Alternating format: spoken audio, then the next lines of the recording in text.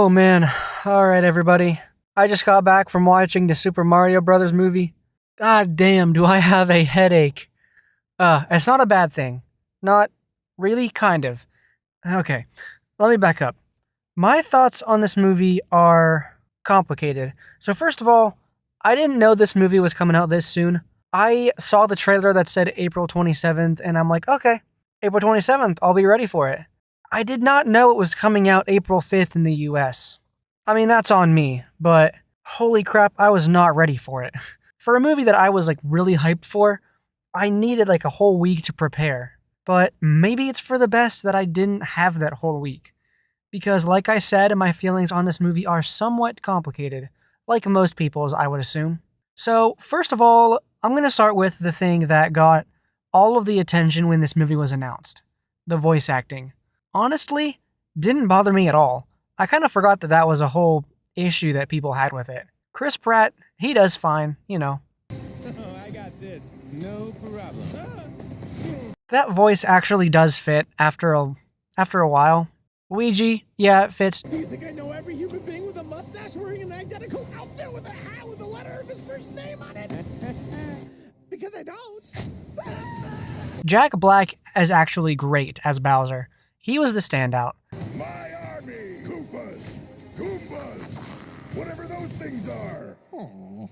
Pretty much everything with Bowser in this movie is top tier. His ship, the whole design, the sound design of him, they really knew how to bring it with Bowser and with his stage presence. He was the real highlight of this movie. That, and the voice acting, it was actually pretty good. So if you're one of those people who are boycotting this movie because of the voice actors, just shut up. It doesn't even matter in the movie. You can't even tell. I'm not looking at Mario and saying, oh, that's just Chris Pratt. So there's something positive to walk away with. Yes, this movie is chock full of references. I mean, they are everywhere. Every 5 seconds. There's one, there's a bloop, there's a Mario Kart thing. I mean, it is just constant. If you're not familiar with Mario, you are going to be lost. You are going to be like, what the hell is this movie? So basically, if you're like my dad, you probably have no idea what's going on if you watch it. It's still a fun time. And I haven't even played that many Mario games, but I do watch Summoning Salt religiously.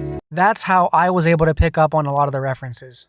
And they are clever. They're not thrown in randomly. They're warranted. Most of them. There were a lot, and maybe a few of them could have been shredded off, and I would have been fine with it. I'm trying not to go into too many spoilers, but pretty much every element of the Mario games is in here somewhere. Whether that's good or bad, I'll leave that up to you. There was a lot of mainstream music pop songs in this movie. If that bothers you, then just know that it'll bother you. There is a lot. There's probably 4 or 5 that I can remember off the top of my head. That's probably how many there were in the movie. But honestly, to me, they didn't really... They lasted maybe 15, 20 seconds if they played a song. So it's not like they would play the whole thing, honestly. So that didn't bother me. Now, on to my main criticism with this film.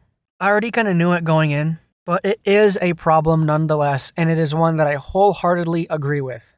The pacing in this movie is absolutely bananas.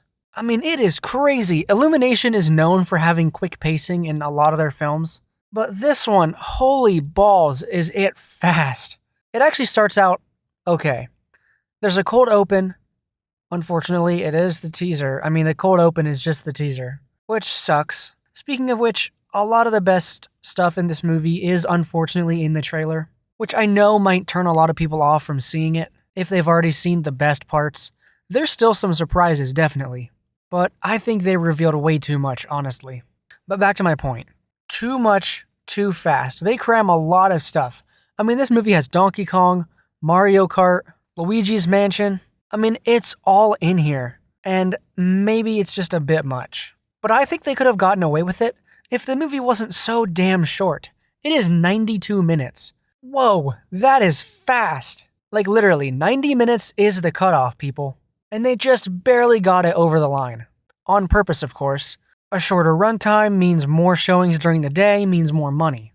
This movie's already tracking to make, $200 million its first week, so they're gonna have no problem making their money back. But they just couldn't let scenes breathe at all. The scene where Mario meets Peach is so fast. It's like 5 lines. It's insane. There's a scene in here, I kid you not, that lasts less than a minute. And it is a crucial part of the story, like a main story beat.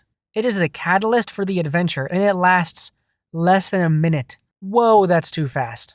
Now, not all parts of the movie had bad pacing. The Donkey Kong section in the second act actually was alright. That was the only part of the movie where I was really absorbed into it, and I kind of forgot that I was watching a movie. Which is crucial when you're watching any movie, really. You need to get lost in it and forget you're watching a movie. But this movie, I couldn't really do that for most of it, because I was looking for references, and oh, there's a trailer shot there. But long story short, they just needed to make this movie just a little bit longer. 15 extra minutes would have done this movie a world of good. As far as the story goes, it's pretty basic. I mean, it's not terrible. There was some originality in here, but only because they crammed every last bit of movie they could into this 92-minute short stack of a movie. I'm just going to tell you this, and if you don't want to hear a major story spoiler, then stop the video here, or skip ahead, even better. But basically, this movie it's just the Lego movie. Like, it's a reskin of the Lego movie. The hero finds himself in this new place, and people are like, oh, you're the hero, and he's like, actually, you know what? Back up. It's not the Lego movie. There's actually a lot of differences.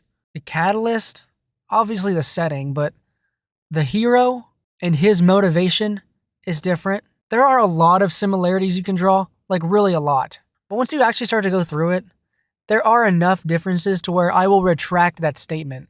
It's not the Lego movie. A lot of similarities, yes, and they could have done some different stuff with it, but it's different enough. Honestly, I'm going to retract the Lego movie statement. Now, on to what surprised me about this movie, because I want to end on a good note. This movie did 2 things that I didn't think would ever happen. Number 1, it didn't have a liar revealed story, part of the reason it's not the Lego movie, and there isn't a second act breakup. How? How did this movie manage to achieve those 2 things? Because there's no time for it. The pacing is so quick, they didn't remember to put it in there. I bet you they would have, but they didn't. And whether or not that's a good thing, I'm not really sure. But those are my 2 biggest pet peeves with animated movies. They're either liar revealed stories, or there's a second act / transition into the third act breakup. But this movie didn't have it because it was so fast it didn't have time. There's almost a second act breakup with Mario and Donkey Kong, but it's like it lasts for maybe 30 seconds, so it's like 2 lines, literally.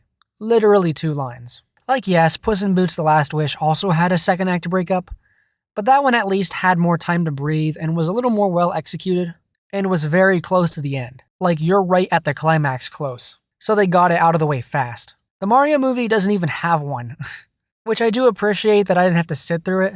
And I didn't really feel robbed of any emotional weight or tension during the final battle anyway. So it being missing didn't really affect the story that much, which I can appreciate always. So look, this is a very jumbled quick video just like this movie.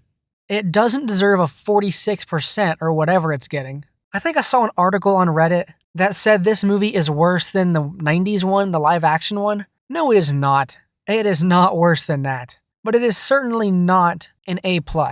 I would say this movie is pretty good, but unfortunately, it is a theater experience only film.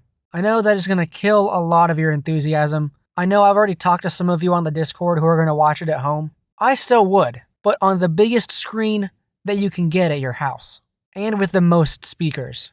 Because this is very much a theater experience movie meant to be experienced in a room with friends or just a lot of strangers. Like, oh, look at the references. Oh, that's clever. It would just make this $20 movie that I paid for worth it. You know what I mean? So in the end, the Mario movie was still pretty good, but it's one that is unfortunately probably not going to hold up that well in the years to come. I don't know, man.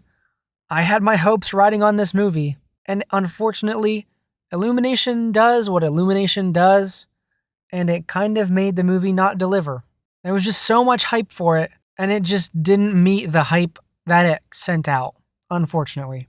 But there is a trailer for another movie, another Illumination movie, in front of this one that I didn't hear about until I saw the trailer. Looks pretty dang great, actually. It's called Migration. Look it up. It's about a flock of birds migrating. I mean, yeah.